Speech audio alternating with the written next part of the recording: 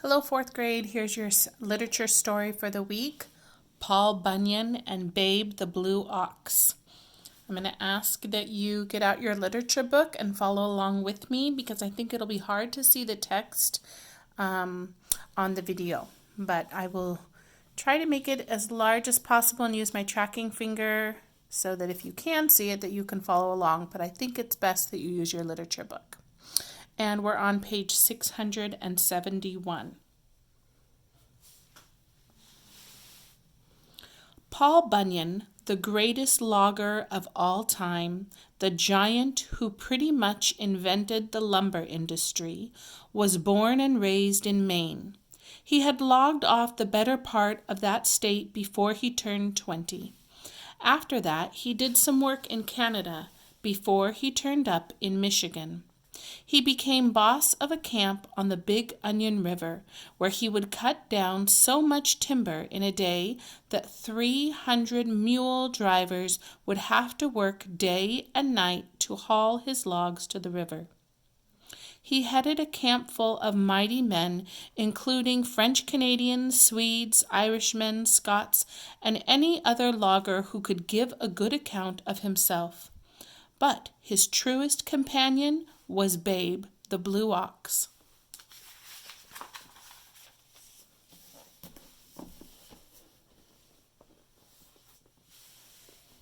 There are different stories of how the two met.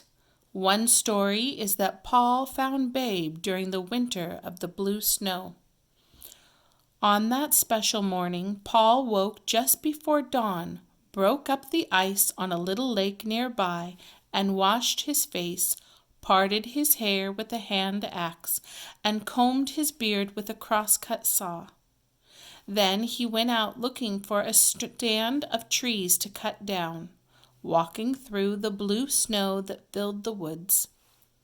Suddenly he heard bellowing from the direction of the frozen river. There he discovered a young ox, already bigger than a full-grown steer, splashing in the water where the ice had given way under it. "Hold on!" cried the soft-hearted logger. Kneeling down on the snowy bank, he fished out the soggy calf. The poor thing had been white when he had fallen in, but had turned bright blue from the cold before Paul pulled him out of the icy river. Paul carried the creature back to camp through a blue blizzard, saying, "There, there, poor little baby." When they reached Big Onion Camp, Paul built a barn for the ox he had already begun to call Babe.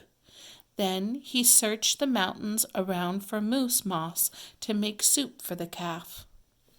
As it turned out, when Babe was spoon-fed love and soup, he grew so fast that the next morning Paul found the barn he had built sitting on the ox's back.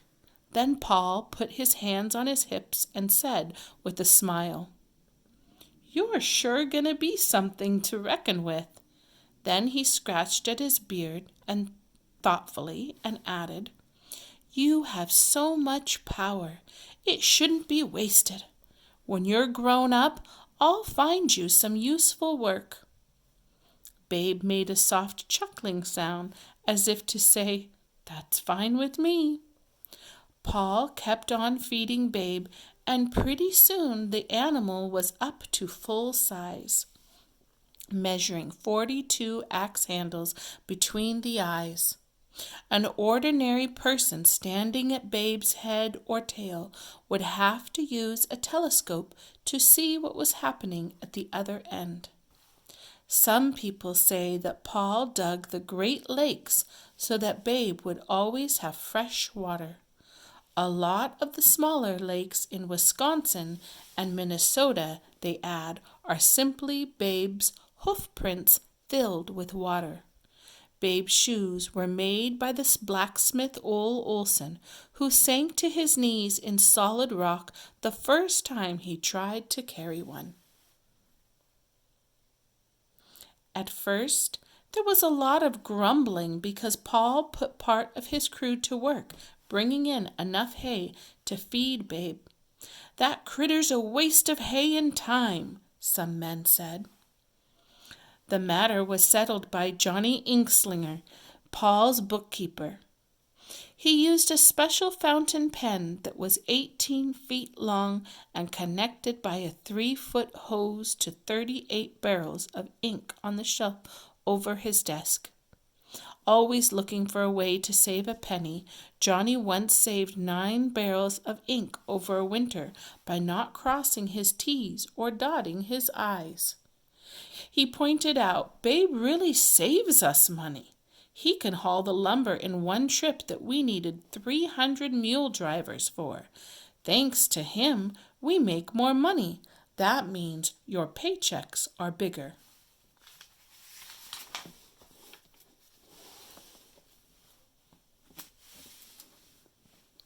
This fact, if not the milk of human kindness, quickly made the blue ox popular with the loggers. Babe, who could haul anything, was a great worker who could drag 640 acres of timberland to the river at one time, all in one piece.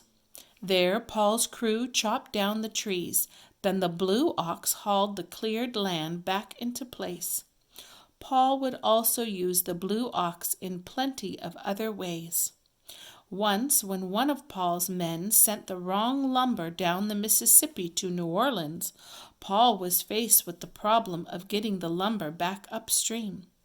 What would have seemed impossible to anyone else just needed a little thinking on Paul's part. He simply fed Babe an extra big salt ration, then led him to the Mississippi to drink. Babe was so thirsty he drained the river dry, sucking the water upstream so that the logs came back faster than they had gone down. Babe was a fine pet. When he was happy, he would chortle and roll his big blue eyes and stick out his tongue to lick Paul behind the ear or on the back of the neck. This would always send the giant logger into roars of laughter that made folks miles away think thunder was rolling down the mountains. But Babe loved to play jokes on Paul's crew, and this could make the men angry. He would sometimes go to the lake from which the men got water and drink it dry in a single swallow. Then the men would have to go thirsty and dirty until the lake filled up again. Once he lay down in the river and dammed it up, not moving until Paul drew him away with a sandwich made of 2 giant flapjacks with a filling of clover hay. But even with all of his joking, Babe helped Paul to keep the money rolling in. Paul added more and more men to his crew, building bunkhouses so long that it took 3 days to walk from one end to the other. To keep his men well fed and happy, Paul hired the best camp cooks around, including Hot Biscuit Slim, Joe Muffington, Sourdough Sam, Pea Soup Shorty, and Cream Puff Fatty, who made desserts. At Round River Camp, Paul built a cooking stove so big that it took 300 cooks standing shoulder to shoulder to keep it going, and a special crew just to supply firewood. When it was time to make flapjacks, a griddle would be lowered onto the stove, and this was greased by the kitchen workers skating along with bacon slabs tied to their feet. Meals were served by men on roller skates who raced up and down the long tables Paul had built.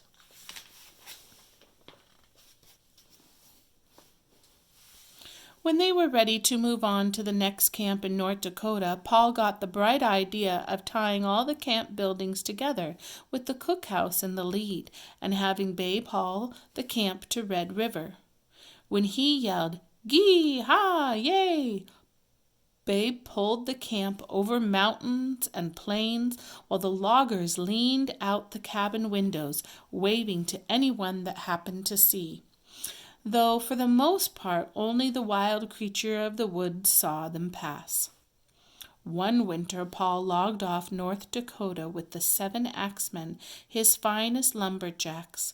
Stories about the height and weight of the 7 axemen are different, but people say that they used 4-foot logs as toothpicks. When they got working along with Paul, their axes often flew so fast they sometimes came close to setting fire to the forests.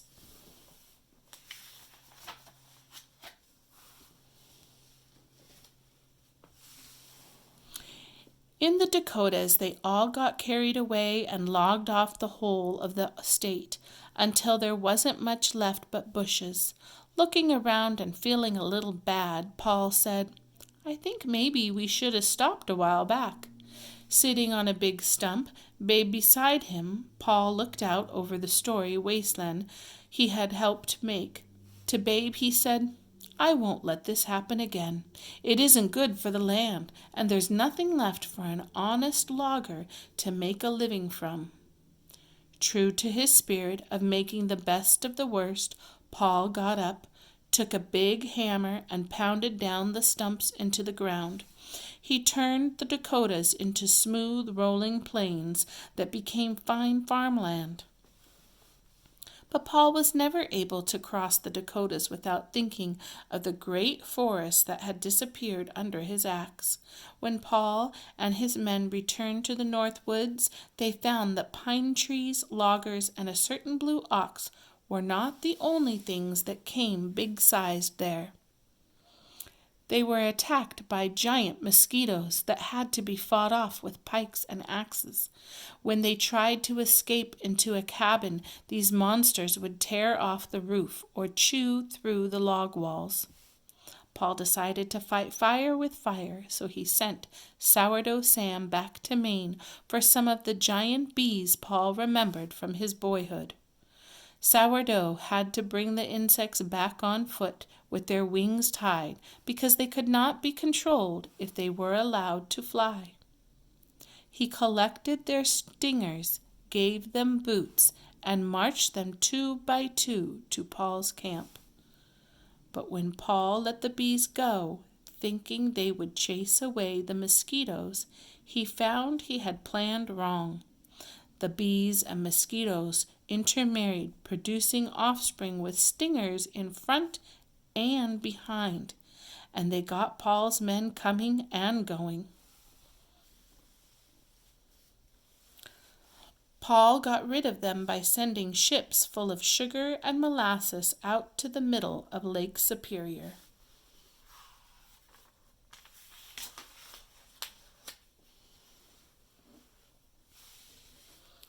The insects who had a bee-like hunger for sweets swarmed over the ships, eating so much sugar they could not fly, and they drowned trying to get back to shore. The following year, Paul decided to try his luck among the tall trees of Oregon and Washington on the Pacific coast. Since both he and the blue ox were getting a little on in years, Paul bought several thousand oxen to help Babe with the hauling. This worked out fine for several weeks until tragedy struck. On the fateful day, one of Paul's crews tied all the oxen together with Babe in the lead to haul lumber to the ocean. All went fine until they reached a deep valley. Babe, marching along in front, started up the far side of the valley before the rest of the team had finished coming down. As a result, all the normal-sized oxen were quickly and fatally strung across the valley like laundry drying on a clothesline.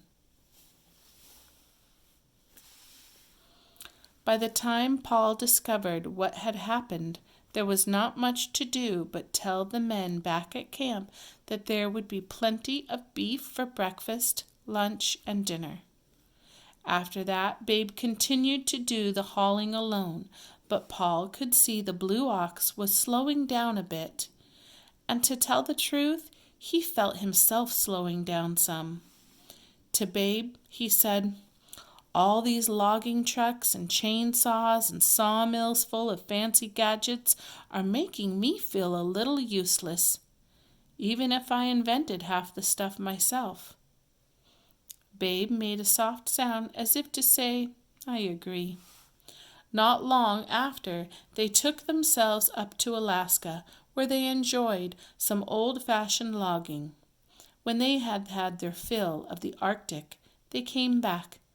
In a deep woods in Oregon or Minnesota or Maine, depending on who tells the story, Pa built a cabin for himself and a barn for Babe. There he keeps 2 big iron kettles bubbling all the time, one full of pea soup for himself and one full of moose moss soup for Babe. In the evening, Paul sits on his porch and Babe rests nearby, and they listen to the trees growing, which is a joy they had never shared before. And that green growing power fills them so that they know they will be around as long as a single tree endures.